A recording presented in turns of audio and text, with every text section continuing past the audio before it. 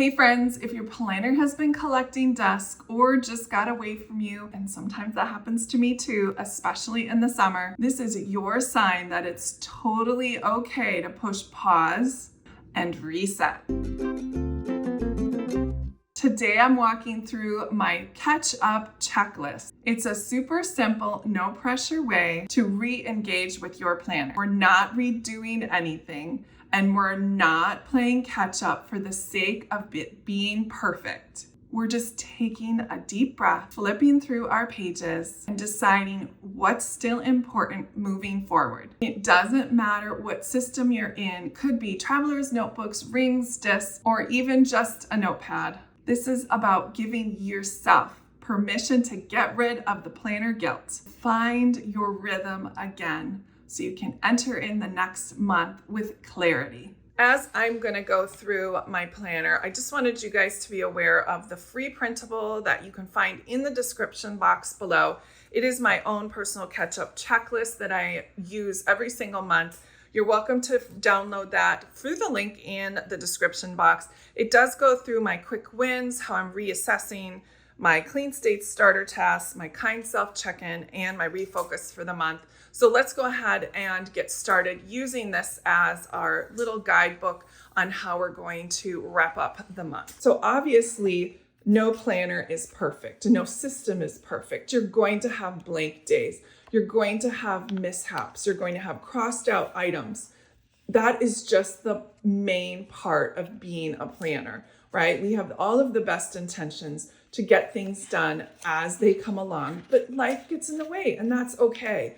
So I have to decide, am I going to let these blank pages slide, which is so acceptable. I do have them pre-decorated, so it gives me that flexibility of actually moving on for a blank space and not really worrying about it. But I do like to take this week, it's around the third week of the month, and I have to decide, am I okay with some of these blank pages? I did a recent video on how you can actually take that guilt out of blank planner pages and move forward. Well, today I have a little bit of extra time, and I really do want to make sure that at least this portion of my scripting and journaling section is actually put together pretty well. So I'm actually, as I'm moving forward through here, I'm making like a mental list of things that I want to make sure I do. So I start at the front and I look, okay, so what do I have? During the month, I have made little doodahs, is what I like to call them. They're actual end of the month, little scraps, little things that I've kept around the month. I have some journal cards. I have some scraps that are just fine for the front of my planner. It makes it look really festive, and I can use them as bookmarks. I can use them as a place to jot down things. But I also have another use for those, and I'll get to that in a second. So as I move through my planner, I look and see the things I haven't done and whether or not I want to let them go. So I really do want to color my planner pages, and that is an easy thing to do in front of the television with the kids. If I haven't gotten to it, they can also help me with this. So I'll do that later today. So then I have my journal prompts, which I see, okay, so I used one. Let's take stock. Am I going to use these again? I'll come back to that. I do have this index, and I'll get to that again in just a second, but you'll see why in a little bit. So during the beginning of the month, I did tell all of you guys, I believe in the setup, that I do want to add pictures to my Planner Perfect notebook because this is my modified way of memory keeping. And so as I'm journaling and scripting, I'm also thinking about placement of pictures that I will end up putting in as the month goes along. So I did great for a while, and then I kind of fell off the wagon right around the 4th of July. And while I scripted a lot of the days, I didn't add any pictures. And the reason is my Canon Ivy ran out of like little printer papers, and I hadn't ordered any. So I just yesterday put in my Walgreens order for some extra pictures. And so I'm going to be working on that today to cut these up and put them here in my planner. Now, you'll notice there's a lot of blank spaces. I do leave spaces for pictures, And I do leave spaces for all of the extra ephemera I have left, which I think is actually 2 die cuts, and that's all I have. But there also are days that are completely empty. Now, these are great days for me to either put one of my what I call doodahs and put them in my planner. I can paste them in. But since they're pre-decorated from when I set up my plan in the first place, I don't feel like it's completely empty blank pages. I can actually leave this as is if I want.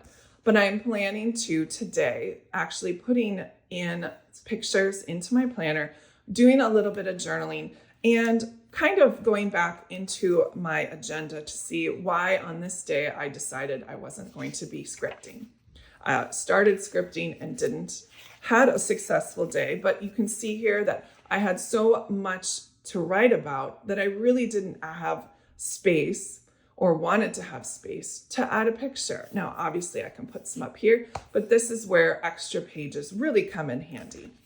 I can use those journal prompts at the front. I can, if I don't have anything to write about on those blank pages, that's what I'll do. So I just kind of take stock on what the spaces I need to do to make sure I feel comfortable and confident when the end of the month comes in, that things are already wrapped up and ready to go before I move into my next planner.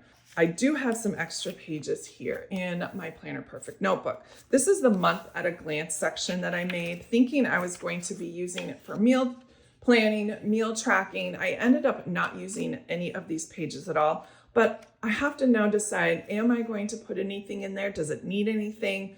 The answer for me personally is no. I'm going to let this go because my month of at a glance is really just back here within the actual Planner Perfect journal as well. So now it's time to wrap up my agenda. I want to go through here and see if there's any glaring tasks that didn't get highlighted and moved over. I just want to look at some of these empty check boxes and make sure that I've gotten most of those done. Sometimes I go through here and I actually do check off the things that I have finished and make sure that those are either archived.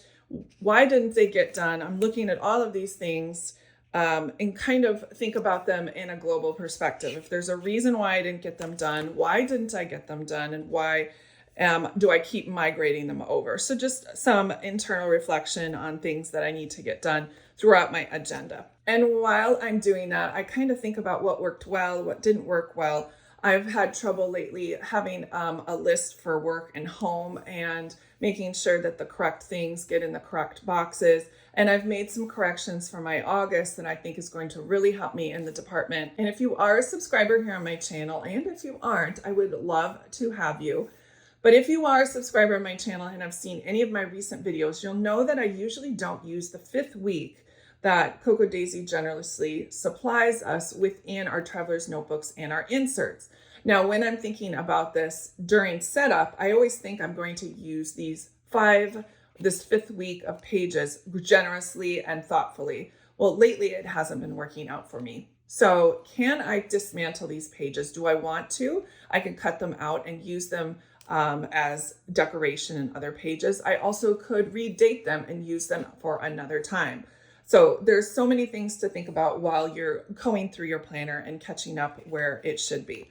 Then I also look at my monthly planner. I have this monthly planner that you guys just normally don't see here in my planner. I usually take that out for private reasons, but I do keep this up to date, make sure that things that are on here do get migrated over into the next month if need be. And then I also think about what I'm going to be setting up the next month for. With everything else, I want to just make sure that you guys are so kind to yourselves. It is not easy to be productive. It is not easy to be a creative planner, and give yourself some grace. Focus on what really worked well recently. Even if it was a small win, make sure you take note of it. Also, be proud of yourself and what have you created for the entire month. You're sure to look back at it with fond admiration, even though it's not exactly perfect. If you want to see any more behind the scenes, feel free to join my Patreon group. We have a really great community over there, and I love it so much. Thank you so much for joining me here. This chunky monkey really is doing a really great service to me this month of July, and I cannot wait to move into August. Thanks guys so much, and I will talk to you guys next time. Just showing up today and looking at what matters, that's huge. I hope this virtual checklist helps you feel more grounded, a little bit more focused, and a lot more kind to yourself. Let me know in the comments or even over on Patreon. And what are you excited about entering August? Until next time, guys, bye.